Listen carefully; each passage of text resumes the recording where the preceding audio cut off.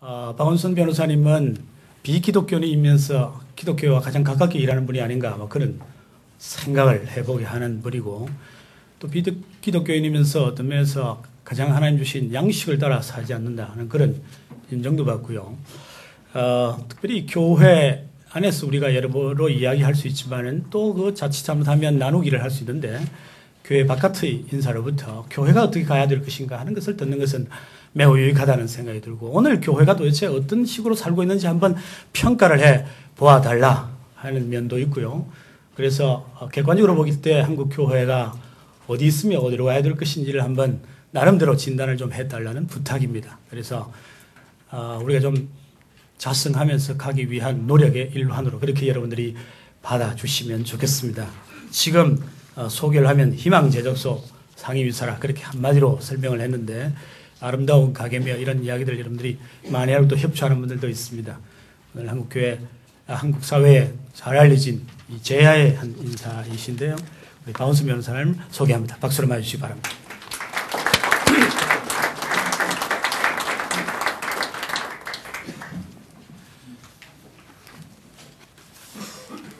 네, 이렇게 뵙게 돼서 반갑습니다. 사실 제가 언제나 이렇게 후회를 하는 일이 있는데, 사실 막 이렇게 급한데 전화를 받아서 승낙은 해놓고 나서 날짜가 가까워질수록 후회가 됐습니다. 아니, 일반적으로 어느 자리에 가면 이렇게 방청석에 있는 게 가장 마음이 편하고 좋은데, 이런 자리에 서는 것 자체가 참 부담스러운데, 하물며 목사님들 앞에서 제가 어떤 말을 한다는 게 이게 얼마나 힘들고 또 긴장되겠습니까? 저 앞에 자리에 앉았어도 내내 지금 후회했고, 지금도 좀 피할 수만 있으면 피하는 게 제일 좋은데, 지금 더군다나 지금 카메라가 이렇게 앞에 많이 있습니다. 사실 뭐 지금 교회와 정치라고 하는 오늘 주제는 굉장히 해묵은 논쟁이라고 생각합니다. 이미 뭐 여기 계신 목사님들이 아마 살아오시면서 목회 활동을 하시면서도 아마 수많은 그런 어떤 질문들이 벌써 지난 시대에도 오갔다고 생각이 되고요. 근데 그러면서도 또 언제나 그 새로운 이슈로 다가오는 게 아닌가 이런 생각이 듭니다. 제가 그 92년인가요? 그때 당시에 대통령 선거가 그 앞에 있었는데, 제가 그때 변호사를 쭉 하다가 변호사를 딱 때려치고 영국으로 유학을 갔습니다. 그랬더니 사람들이 다 야, 이렇게 중요한 시기에 왜 어떻게 가냐 그렇게 막 저보고 이렇게 얘기했는데, 제가 떠나도 뭐 대한민국 아무 문제 없었고 뭐 선거 잘 치르고 다 잘 됐거든요. 그러니까 어느 시대나 참 그 시대가 가장 중요하다고 얘기하면서 또 동시에 중요하지 않았던 시대는 저는 없었다고 생각합니다. 그런 측면에서 지금 이 시기 또 이번 대선이 참 어느 때보다도 또 중요하다고 말할 수도 있고, 또 언제나 그런 시대가 계속돼 왔다 이렇게도 말씀드릴 수 있을 것 같습니다. 사실 그 정치와 교회 문제는 뭐 교회만의 문제가 아니고요. 예컨대 문학에 있어서도 얼마나 논쟁이 되어 왔습니까? 이른바 앙가주망을 둘러싸고 참여와 비참여, 순수문학, 참여문학 이런 논쟁이 굉장히 해묵었던 논쟁이고요. 제가 몸담고 있는 시민사회도 뭐 이런 논쟁은 수없이 있었습니다. 그리고 일부는 뭐 정치 세력화를 주장하기도 하고요. 당신들이 이렇게 바깥에서 정말 광야에서 외치는 그것보다 안에 들어가서 해라. 또 이런 주장도 사실 만만치 않게 있었고요. 또 실제 들어갔던 사람들도 있고, 아까 옥하는 목사님 말씀하신 것 같이 뭐 들어가면 또 이상한 꽃 같은 사람이 돼 있어서 비판을 받기도 하고, 그래서 이런 것이 결코 오늘 이 시기에 교회에서만 제기되는 문제는 아니고 굉장히 그 여러 시대에 걸쳐서 다양한 분야에서 제기되어 왔다 이렇게 생각이 되는데요. 그것은 그만큼 사실 어떻게 생각하면 정치가 굉장히 중요하다는 것을 반증하기도 저는 하는 문제라고 생각합니다. 왜냐하면 밉든 곱든 간에 이 정치라는 것이 우리의 공동체의 운명을 직접적으로 결정하는 그런 프로세스가 바로 정치이기 때문에 어떤 경우에도 우리가 정치에 대한 어떤 관심이나 이 외면할 수 없는 그런 영역, 그런 주제이기 때문이라고 저는 생각이 됩니다. 제가 정말 목사님들 앞에서 이런 말씀 드리면 아마 공자님 앞에 문자 쓰는 정말 격이라고 하는 그 말이 정확히 해당될 텐데요. 그래도 저는 참 제가 70년대 대학 다니면서 감옥에 갔는데 감옥에서 이렇게 성경을 다 성경이 감옥 안에 있잖아요. 그래서 아마 저는 성경이 우리 역사 속에서 가장 그 베스트셀러라고 하는 말이 맞다고 생각하는데요. 제가 요청하지 않았는데 성경이 있더라고요. 그래서 감옥 안에서 읽는 성경은 참 너무나 절실하고 절박할 수밖에 없다고 생각하는데, 왜냐하면 이게 바깥에서 아마 읽으라 그러면 특히 구약 같은 건 너무 재미없어서도 끝까지 읽기 힘들잖아요. 근데 그 안에서는 어쨌든 제가 완전히 정독을 한번 했습니다. 그리고 뭐 젊은 시절에는 누구나 그런 어떤 종교적 어떤 이 신의 문제를 놓고 고민을 뭐 하게 되는데요. 저도 마찬가지였습니다. 근데 그때 저는 그 제가 뭐 이렇게 신앙의 경지에까지 이르러지는 못했지만 그래도 적어도 그 젊은 시절에 정말 예수님의 그 간길에 대해서 뭐 고민은 저는 한번 해봤다는 생각이 드는데요. 그때 이렇게 참 그리고 김동리의 그 사반의 십자가를 저는 읽으면서 그때 젊은 시절에는 왜 민주화라든지 또 어떤 애국이라고 하는 이런 관점에서 많이 생각하잖아요. 근데 제가 예수님의 시대에 만약에 그 자리에 있었다면 저는 예수님의 그 무리가 됐을까? 아니면 그 당시 유대민족의 어떤 독립을 위해서 투쟁한 그런 열심당원이 됐을까? 이런 고민을 참 실존적으로 고민을 했어요. 근데 그 중에서 예수님이 하신 말씀이 가이사의 것은 가이사에게. 그 당시 제가 기억하기로는 어떤 뭐 예수님은 계속 테스트를 했잖아요. 그 당시에 뭐 제사장의 그런 어떤 기득권이었죠. 그런 사람들 입장에서는 예수님을 뭔가 이렇게 트집을 잡으려고 하는 입장에서 이 세금을 내야 되는지 안 내야 되는지 과연 로마에게 내는 것이 정당한지를 물으셨을 때 이런 말씀을 하신 걸로 제가 기억하고 있는데요. 그런데 사실은 이런 말씀을 보면 굉장히 어떤 당시의 이 실정법적인 또 식민지적인 이런 질서를 굉장히 인정하시고 그 로마의 권위를, 정치적 권위를 인정하신 것 같아서 저는 굉장히 실망 한편으로 하면서 또 그 생애를 이렇게 보다 보면 정말 그 시대에 그만한 예수님만큼의 그런 어떤 정치적 개입을 과연 할 수 있었을까? 저는 이런 생각을 그 젊은 시절에 했었습니다. 그러니까 사실 어떻게 보면 그 당시 그 제사장 그 쪽이나 아니면 로마 총독의 입장에서 적어도 예수님이 하신 그 행동조차도 용인을 못해서 결국 처형하게 되지 않습니까? 저는 그야말로 최초의 양심수라고 이렇게 제가 어디 글에도 한번 썼는데요. 그야말로 뭐 신념을 이렇게 말씀하셨던 것인데, 근데 어떻게 보면 그것이 굉장히 비정치적인 것 같지만 또 한편으로 보면 그 시대의 그 지배 계층이 도저히 용납하기 어려운 그런 이 발언과 행동을 저는 하셨다고 생각하는데요. 제가 그래서 오늘 이제 목사님들 앞에서 말씀을 나누게 드려야 되니까 제가 그냥 마구 얘기를 아무래도 하기 힘들 것 같아서 책을 몇 권을 다시 찾아보니까 이게 뭐 누구죠? 일본의 그 엔도라고 하는 사람이 쓴 이 책, 뭐 옛날 저도 읽었던 이 책인데요. 여기 이런 구절이 있더라고요. 예수는 고독하였다. 예수의 괴로움은 이 같은 감시원들의 집요한 신문 때문에 생긴 것은 아니었다. 그런 하찮은 것은 아무래도 좋았다. 그의 슬픔은 호숫가의 마을들, 그 세계 안에 너무나 많은 고통과 눈물이 고여 있다는 사실 때문이었다. 우리는 성서의 갈릴리 전도의 묘사 속에 수없이 많은 병자의 병자와 불구자가 나오는 것을 알고 있다. 자식을 잃은 어머니나 아버지도 나오는 것을 알고 있다. 사람들에게 업신여김을 받는 세리나 창녀가 나오는 것도 알고 있다.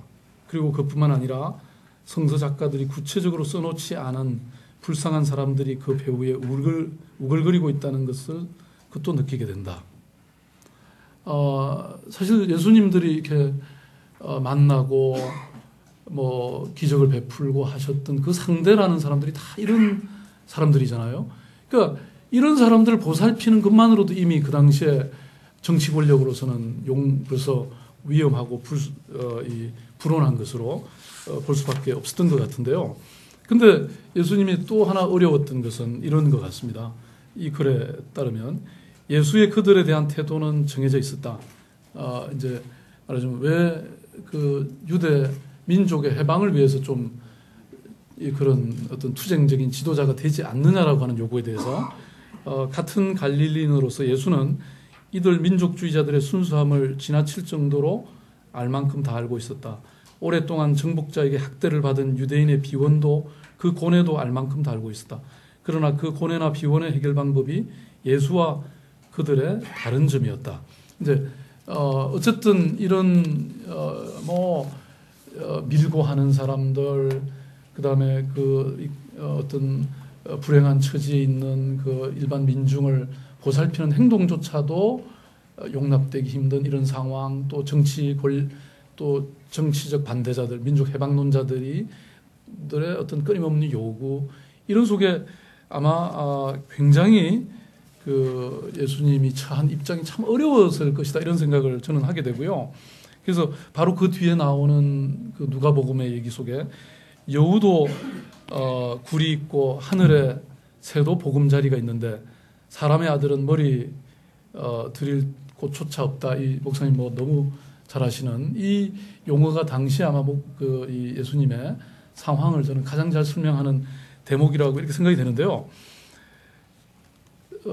그래서 저는 이 정치라고 하는 것이 피해갈래야 피해갈 수 없는 것이다. 저는 이런 말씀을 일단 먼저 드리고 싶어서 제가 목사님들 앞에서 감히 이런 말씀을 드린 건데요. 아마 저는 예수님의 시대뿐만 아니라 어느 시대이고 간에 아마 목사님들이 목회 활동을 하시면서 닥치는 그 상황은 바로 이런 것이 저는 있다고 생각합니다. 그것은 뭐랄까요, 정치와 완전히 절연된 이런 어떤 부분만이 존재하겠냐. 저는 아름다운 재단을 하면서 아름다운 재단은 사실 정치와는 아무런 관계가 없는 그야말로 자선과 나눔의 이런 활동이었는데도요. 보니까 우리가 어떻게 하면 그러면 이런 자선을 좀 더 효과적으로 잘할 수 있을까, 이런 고민을 참 하게 되더라고요.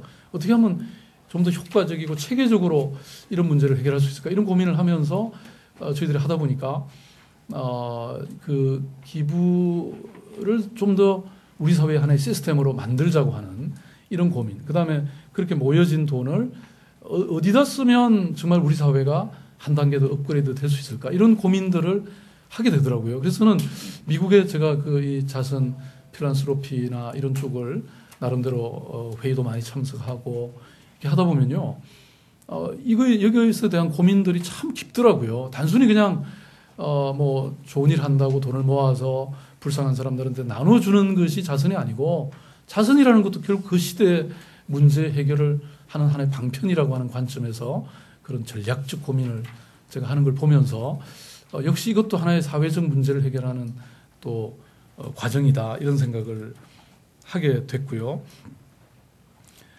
그런데 이제 아까 제가 읽어드렸던 그 책의 마지막 부분에 나와 있는 것입니다만은, 근데 정치에 개입하는데 그 당시 예수님이 했던 방식은 말하자면 이 열심당이 했던 정치적 투쟁 또는 무력 투쟁을 통해서 유대민족을 해방시키는 것을 훨씬 더 넘어서 있지 않습니까? 그래서 아마 적어도 예수님이 택하신 방법은 그 사람들하고 적어도 방법에 있어서 확연히 저는 달랐다고 생각이 되고요. 그리고 그것이 바로 오늘날 이 정치와 교회 또는 뭐 또 다른 저는 다른 종교도 마찬가지라고 생각합니다만은 그것을 제시해주는 하나의 방법이 아니겠는가 이런 생각을 하게 되고요. 그래서 이제 역사적으로 보면 저는 뭐 일제시대 때도 제가 자세히 저기는 읽어보지 않았습니다만은 뭐 주기철 목사님인가요?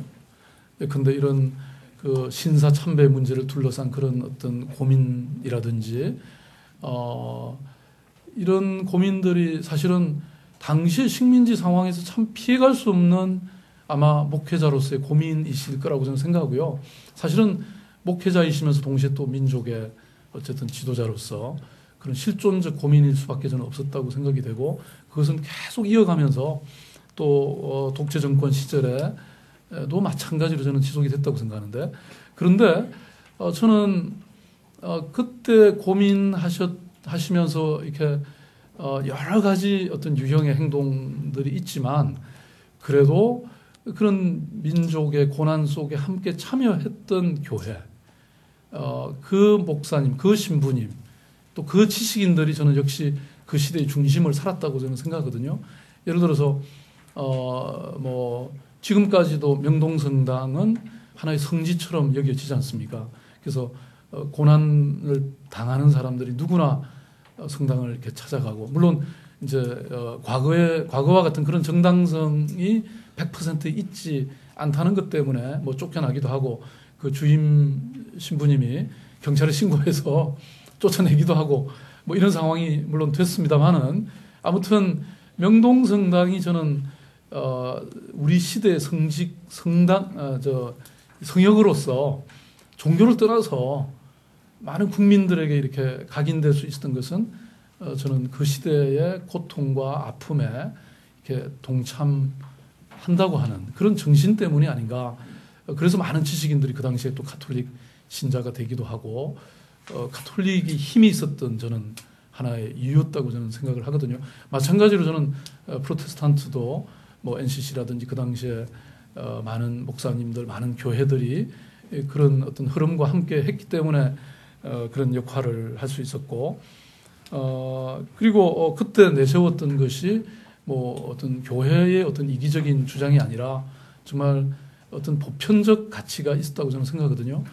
인권이라든지 뭐 인권이라는 것은 정말 뭐 인권에 관한 논쟁이 있습니다만은 언제나 뭐 김대중 대통령하고 리광요 수상이 Foreign Affairs라고 하는 잡지를 통해서 논쟁이 잠깐 있었습니다. 그러니까 이 인권의 어떤 이 보편성과 어떤 문화적 어떤 특수성 뭐 이런 것을 사이에 둔 논쟁이 있었습니다만은 저는 보편적 인권의 보편성이라는 걸 믿고 있습니다.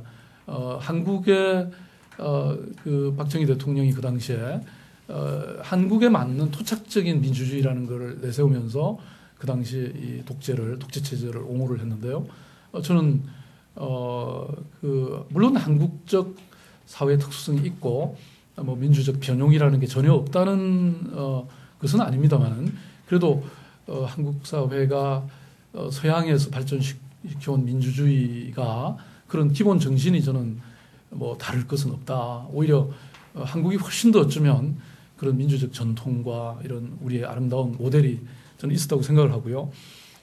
그래서 아무튼 이런 것들을 주창했기 때문에 저는 국민들의 지지를 받을 수 있었고 그 당시에 시대적 역할을 다할 수 있었다 이렇게 생각이 됩니다. 사실은 저는 제가 그 감옥에 있을 때 본헤퍼 목사의 그런 제가 읽었던 책의 제목도 지금 선명히 저는 기억하고 있습니다.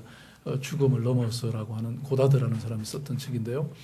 그런 책을 읽으면서 그 당시 참 뭐 그분이 이렇게 제기하신 여러 가지 이슈들, 그분이 그 히틀러의 암살 사건에 관계된 그런 논리, 그것을 과연 저도 지금 100% 동의할 수 있을지는 잘 모르겠습니다만은 어쨌든 그 중에 또 이런 말에 대해서는 저도 참 가슴에 감동이 왔는데요.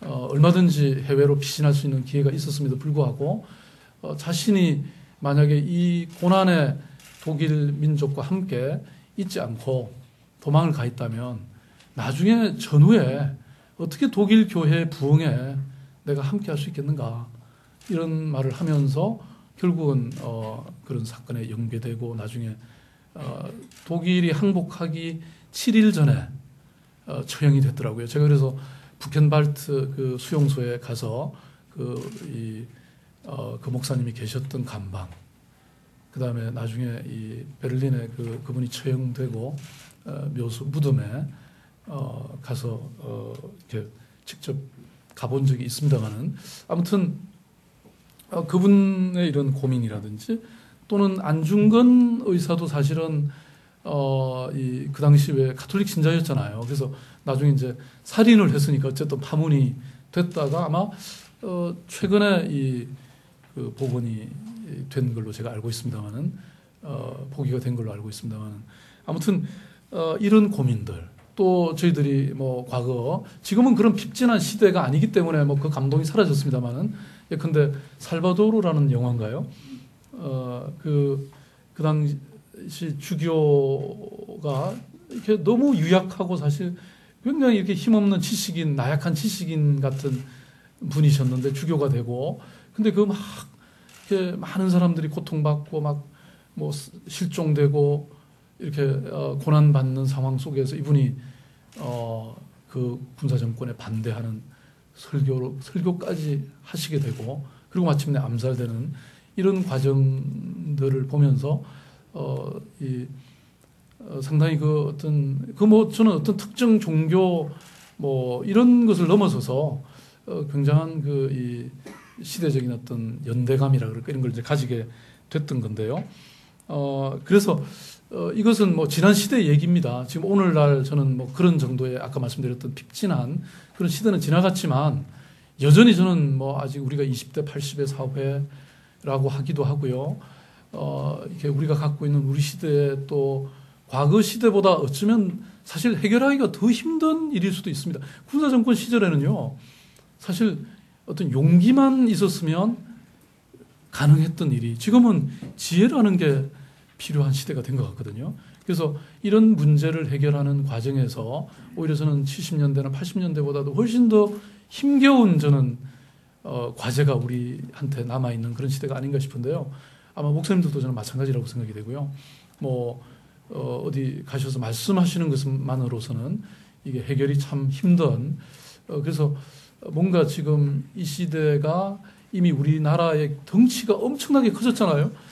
지금 세계 11위 경제 대국이라고 하는데요. 그 다음에 사회 문제도 굉장히 복잡해졌습니다. 이게 단순히 뭐 옳다 그르다라는 한마디 말로서 해결할 수 없는 그런 이 복잡한 사회 구조를 갖기 때문에 이것을 훨씬 더 치밀하게, 정밀하게 분석하고 연구하고 대안을 낼 수 있어야 되고요. 그래서 이제 시민운동도 굉장히 위기에 처했습니다. 말하자면 경실련이 탄생하던 뭐 80년대나 이럴 때는요, 토지공개념 그러면 그건 국민들의 지지를 굉장히 받을 수가 있었죠. 또는 참여연대가 소액주주운동, 이런 굿 가버넌스, 지배구조, 이런 거는 굉장한 그 보편적 언어로 국민들의 지지를 받을 수가 있었죠. 근데 지금 토지공개념이나 뭐 이런 어떤 지배구조의 문제라든지 어떤 사회 투명성, 정부의 어떤 청렴성, 이런 거 주장 안 하는 사람이 누가 있습니까? 그런 거 정부도 지금 다 주장하고 나름대로 하고 있지 않습니까? 그럼에도 불구하고 또 여전히 해결되지 않는 과제들이 굉장히 많이 있는 상태거든요. 그래서 이런 문제는 저는 어떤 단순한 용기를 넘어서는 우리 시대의 과제들이 정말 복잡해지고 풀기 참 어려운 이런 시대로 접어들었다. 그래서 뭐 언론도 마찬가지고 교회도 마찬가지고 시민단체도 마찬가지고 좀 더 저는 이 어떤 심사숙고하고 깊이 연구하고 또 함께 네트워킹하고 협력하는, 저는 이런 것들이 점점 더 필요해지는 시대로 갔다, 이렇게 보고요. 그래서 이제 종교와 이 정치, 교회와 정치와의 관계에 있어서도 제가 보기에는 정말 왕도는 없다, 저는 그런 생각을 기본적으로 하고, 그래서 정말 영원한 숙제 중에 하나라고 저는 생각이 되는데, 그런데 문제는 이 세속적 정의와 어떤 교회가 주창하는 초월적 정의는 저는 분명히 차이가 있다고 생각하고요. 근데 교회에서 저는 이런 좀 이런 아까 제가 말씀드렸던 미시적인 이런 현실적 문제를 좀 넘어서는 이런 원칙의 또는 그런 철학의 문제들을 끊임없이 제기해 주셔야 우리 사회가 이 방향이 저는 잡힌다고 생각하거든요.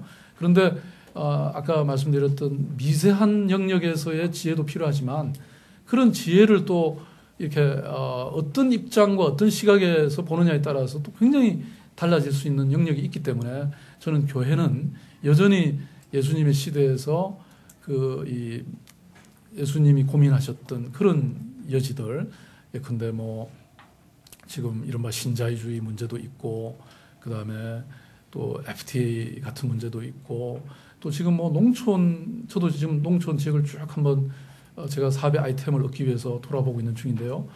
농촌은 지금 완전히 절망적 상황이 돼 있지 않습니까? 예컨대 이런 문제들, 또 우리 계층 간의 갈등의 문제, 뭐 지금 또 하나의 논쟁인 이념적 논쟁의 문제. 저는 이런 것들에 있어서 정말 교회의 다수가 중심을 세워주시는 건 저는 정말 필요하다고 생각하거든요. 제가 독일을 재작년에 3개월 여행을 했는데요. 그때 제가 누구한테 얘기를 들었는데 독일도 왜 이른바 네오나치라는 게 세력을 굉장히 넓혀가지고요. 지금 무슨 집회를 하면 한 3천 명이 모인대요. 그리고 그게 한 5, 6년 전인가요? 그쪽에는 이제 터키 노동자들이 많이 와 있잖아요. 그러니까 터키 노동자의 집에 불을 질러가지고 몇 사람이 죽은 거예요. 그리고 나서 70만의 독일 시민들이 나와서 그런 극단적, 말하자면 네오나치에 대해서 경고하는 이런 시위를 했다고 하거든요. 그래서 저는 우리 사회가 지금 사실 너무 극단적인 견해들이 막 대수특필되고 오히려 막 힘을 싣고 있는 상황이라고 보이시거든요.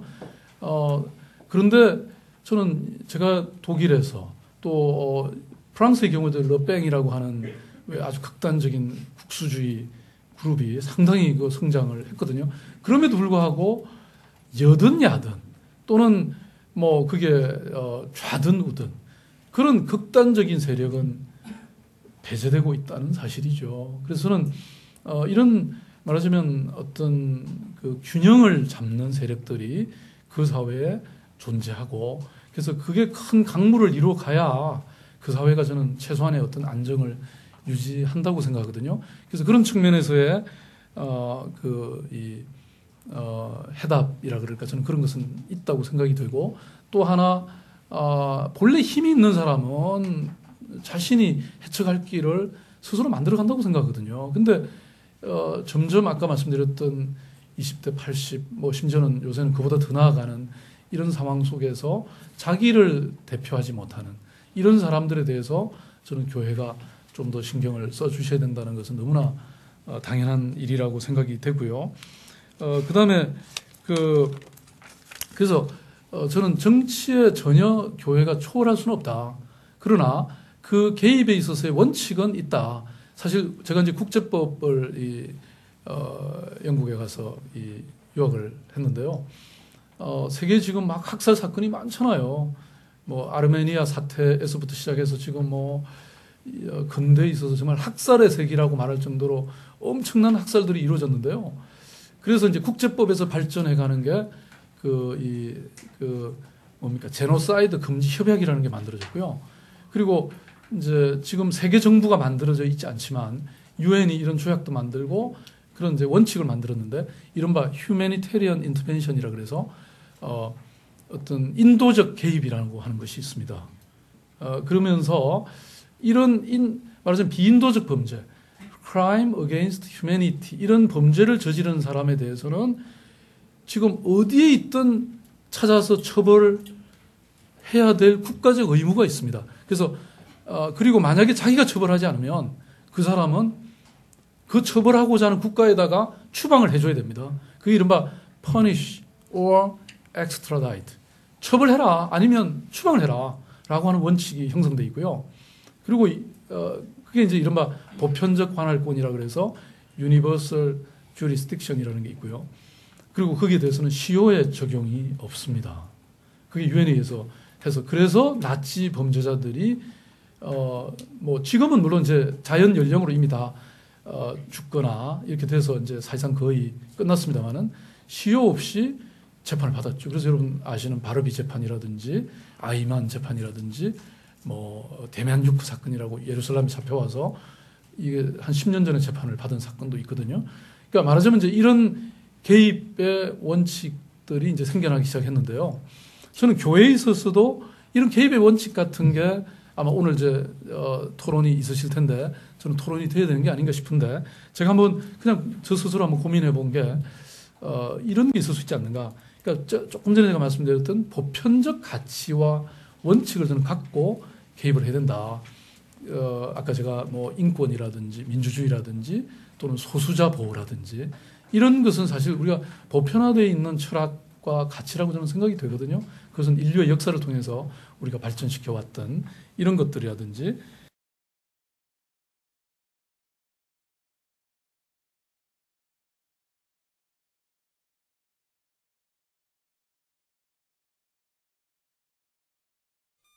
아니라 우리 공동체의 어떤 보편적 이익이 될 만한 뭐 이런 쪽에 저는 기준을 갖고 할 수 있지 않을까 이런 생각이 들어가고요. 그다음에 이제 뭐 그런 관념 중에 아까 인권 이런 것도 말씀드렸지만 또 저는 평화라고 하는 가치도 참 중요하다고 생각하거든요. 요새 평화학이라고 하는 것이 새롭게 발전하고 뭐 학문으로도 하나 채택이 되고 있습니다만 이런 거라든지 그런데 또 반대로 저는 특정 정당이나 정치인을 이 교회가 위에서 개입하는 것은 문제가 있지 않나요? 말하자면 초정파적 성격은 가져야 되지 않는가? 저희들 시민사회도 보통 제일 저희들 이렇게 미션이나 이런 걸 정할 때요, 제일 첫 번째 가는 게 난파르티잔, 이 정파성을 초월한다는 거죠. 예? 탈정파성을 갖는 거죠. 물론 이제 구체적 정책으로 보면 때로는 특정 정당하고도 일치할 수 있습니다. 제가 그 참여연대라는 시민단체를 사무처장을 할 때는요, 어떤 날은 뭐 호남 쪽의 사람들이 막 전화가 상위 전화가 오고요, 어떤 날은 경상도 사람들이 전화를 막 합니다. 예를 들어서 그 당시 이해창 총재가 이끌던 한나라당하고 저희들이 특별검사제, 그건 저는 꼭 필요했기 때문에, 그것을 상수로 하는 것은 필요했기 때문에 그걸 막 주창하면 그 당시 민주당 쪽에서는 뭐 한나라당하고 뭐 붙어먹는 거냐 이런 얘기가 막 나왔고, 또 반대로 이런 그 당시 뭐 과거청산 문제라든지 이런 것에 관련해서 또 정책을 지지하면 또 반대로 한나라당 쪽에서 비판을 하고. 근데 저는 그것은 아까도 말씀드렸던 이런 보편적 원칙과 철학 때문에 정책은 선택할 수 있지만 그것이 결코 어떤 특정 정당이나 정치인을 위해서 우리가 일하는 것은 아니었기 때문에, 길게 놓고 보면 제가 지금 뭐 저는 특정 정치인 정당과 일했다고 이렇게 사람들은 저는 인정하지는 않는다고 저는 생각을 합니다. 교회도 저는 마찬가지라고 보여지거든요. 그래서 아무튼 이런 원칙이 있다면 그것은 저는 좋다고 생각하고요. 그래서 이런 어떤 원칙과 더불어서 저는 이런 사실 지금 이제 사회가 너무 다양해졌기 때문에요. 아마 감히 상상컨대 교회에서도 저는 이렇게 목사님들 중에 뭐 좀 튀는 목사님도 있으실 수 있고, 뭐 어떻게 100% 합의를 하실 수가 있습니까? 뭐 그건 어쩔 수 없는 거죠. 저희들 시민사회도 이게 규제할 수가 없습니다. 저희들이 무슨 법에 의해서 이게 탄생되는 게 아니기 때문에요. 오늘 저녁에 누군가가 시민단체라고 이름 걸면 그냥 시민단체가 되는 거거든요. 그리고 그 사람, 제가 이렇게 보기에도 어떤 사람은 이권을 팔아먹는 사람도 있어요. 어느 날 보니까 저희 단체가 어떤 교감 선생님이 저한테 오셔가지고 여기 같이 하고 있냐고. 그래서 이렇게 문서를 보니까 그 학교에 그 어떤 학생이 선생님한테 뭐 무슨 좀 이렇게 맞기도 하고 뭐 그랬는데, 그 부모가 이제 손해배상을 하라면서 무슨 편지를 보냈는데 그 안에 저희 단체 이름도 써 있어요. 그래서 우리는 이런 거 아닌데 확인해 보니까 들어간 적이 없어요. 막 이름을 팔아먹는 그런 단체도 있어요. 그리고 뭐 굉장히 정치적 성향이 있는 단체도 있고요. 근데 그걸 우리가 통제할 수가 없거든요. 물론 이제 일본 아니 저 필리핀 같은 경우에는 보니까 이 코드 NGO라 그래서 NGO 전체가 하나의 가이드라인을 정해놓고 인정제를 하고 있더라고요. 그다음 미국에는 가이드스타라 그래서 모금하는 기관들을 이렇게 평가해서 하는 그런 것도 있더라고요. 그렇긴 하지만 어쨌든 저희들이 뭐 이렇게 아주 구체적으로 규제하기가 힘든 상황이기 때문에 아마 교회는 저는 더욱더 그런 개별 교회나 목사님들의 활동의 자유가 더 있으시잖아요. 그러니까 아마 그걸 어떻게 통제하기는 힘들 거라고 생각하는데 아까도 말씀드린 것처럼 제가 오늘 그 한목협에서 조사한 이 통계 자료를 보더라도 저는 참 우리 사회가 건강하구나. 그리고 교회가 건강하구나. 그리고 이 크리스찬들이 굉장히 건전한 생각들을 하고 계시는 이런 생각을 하게 된 게 뭐 여기 교인의 66%가 대선 후보의 교회 행사 참여는 부정적으로 보고 계시잖아요. 근데 그러면서도 또 정치에 그 관여하는 것 자체, 그러니까 이 정치에 대한 개인이 관심을 갖고 활동하는 것은 저는 또 정당하다고 보고 있는 것 같거든요.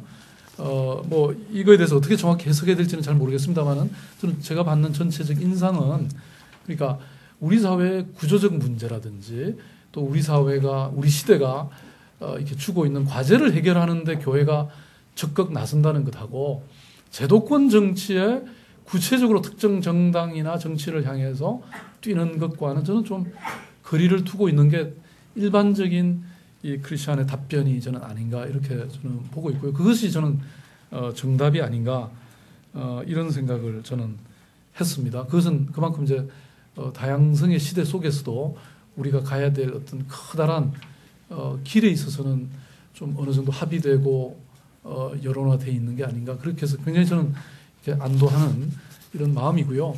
오늘 뭐 제가 너무 일반적이고 산만한 말씀을 드렸는데 아마 나중에 이 토론 시간이 있는 것 같으니까 훨씬 더 좀 구체적인 어떤 답들이 나오지 않을까 이런 기대를 하면서 목사님들 앞에서 제가 막 문자 쓴 거를 좀 이해를 좀 해주시기 바랍니다. 고맙습니다.